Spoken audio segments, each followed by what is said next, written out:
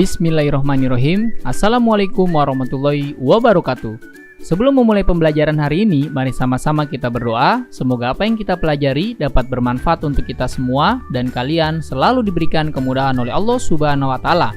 Berdoa dimulai. Mari kita mulai. Hari ini kita akan mempelajari tentang koordinat Kartesius.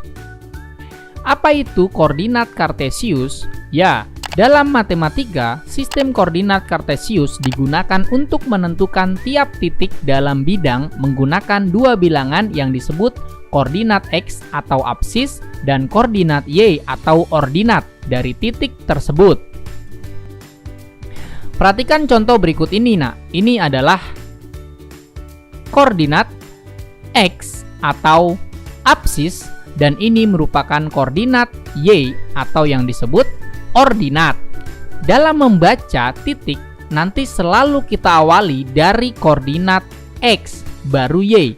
Jangan sampai terbalik. Ingat, garis yang mendatar atau yang horizontal itu adalah koordinat X, sedangkan garis yang vertikal atau ke atas itu adalah koordinat Y. Atas dan ke bawah adalah koordinat Y, saya ulangi ya. Kemudian koordinat X adalah yang ke kanan dan yang ke kiri. Perhatikan baik-baik. Lalu perhatikan berikut ini, Ada titik R, kemudian titik R berada di koordinat 3.2. Ingat, X dulu 3 dan 2 itu adalah koordinat Y, jadi dibacanya adalah 3,2 bukan 2,3. Saya ulangi, selalu dibaca mulai dari X, Y. X-nya yaitu 3, Y-nya yaitu 2. Kemudian titik S, perhatikan baik-baik. Berapa koordinat titik S? Tepat sekali, yaitu negatif 2,5. Kita selalu awali dari X, Y. Lalu ada lagi titik T, ini dia.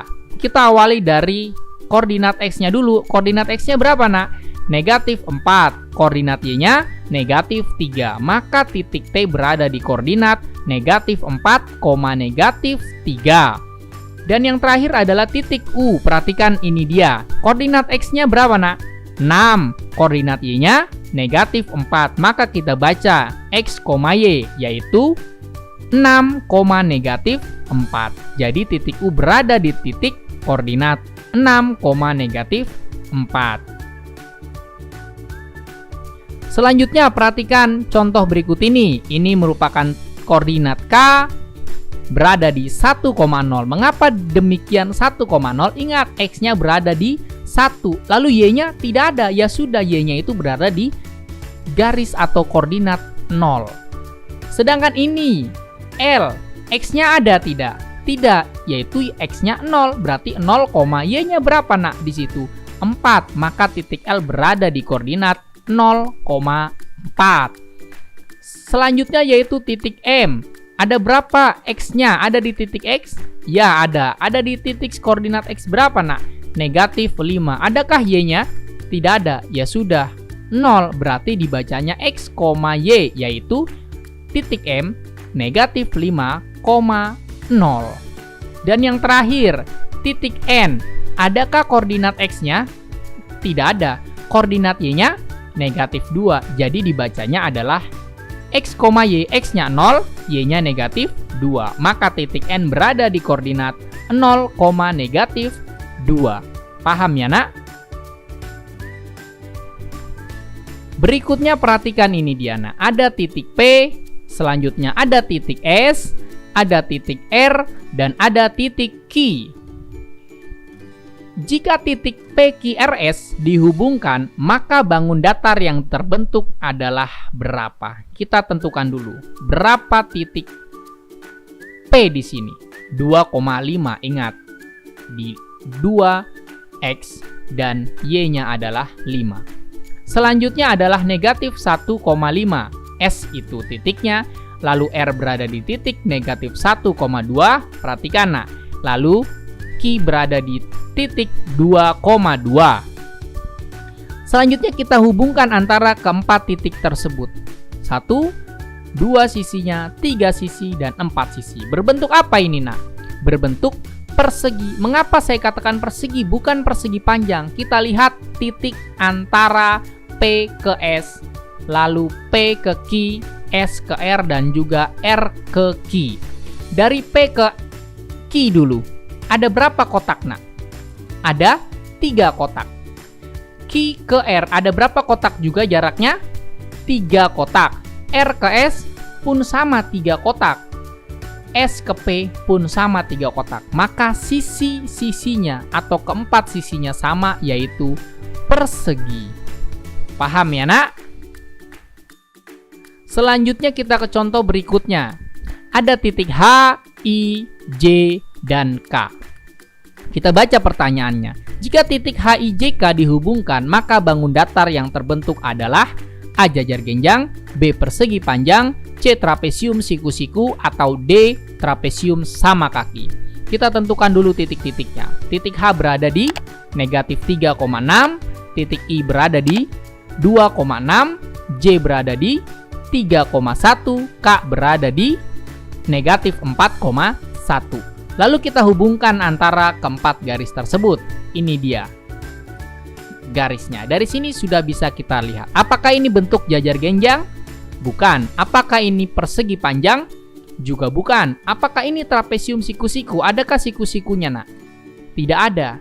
Ya, ini adalah trapesium sama kaki. Mengapa demikian? Kita lihat jarak kakinya yang berdiri. Ya, pahami betul-betul, nak. Ini jarak kakinya, kemudian ini juga jarak kakinya, ya. Jadi sama di situ. Selanjutnya kita ke contoh berikut ini. Najwa akan menggambar sebuah bidang datar dengan titik-titik berikut ini. M negatif 1,5, N 1,3, O negatif 1,2, dan P negatif 3,3.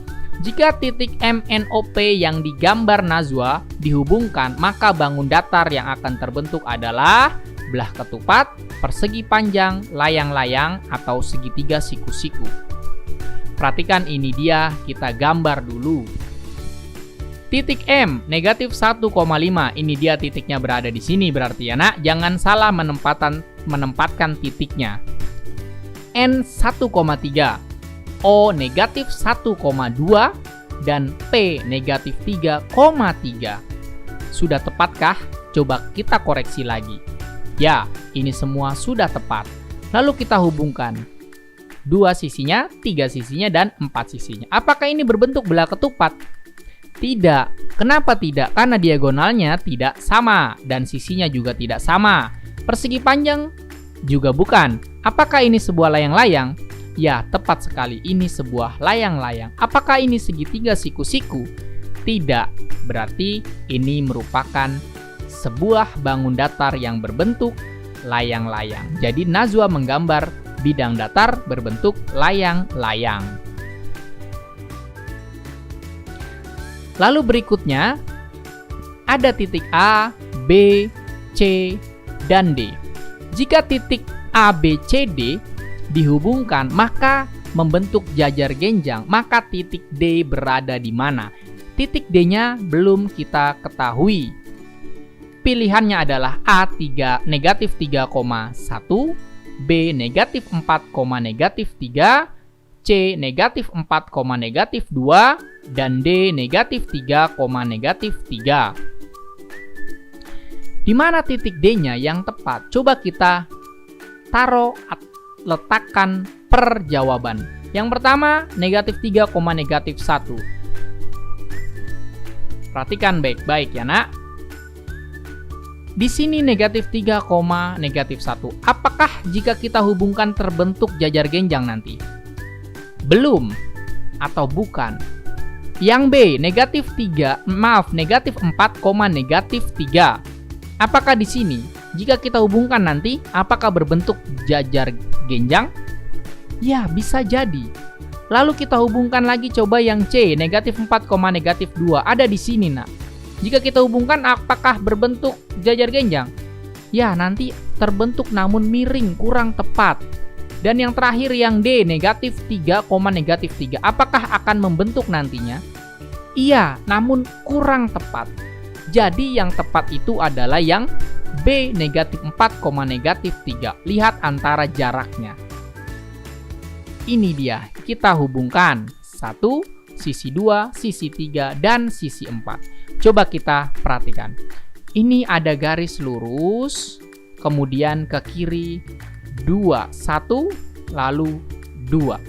Ini ada garis lurusnya dari atas kita tarik atau tingginya, lalu ke kiri 1, dan ini 2. Mengapa tidak negatif 3,3 tadi saya katakan? Karena ini hanya berjarak 1, sedangkan yang sebelah kanan berjarak 2. Ingat, jajar genjang itu sama sisi antara yang sejajar.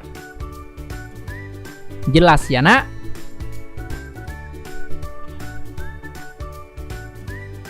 Cukup sekian pembelajaran kita hari ini.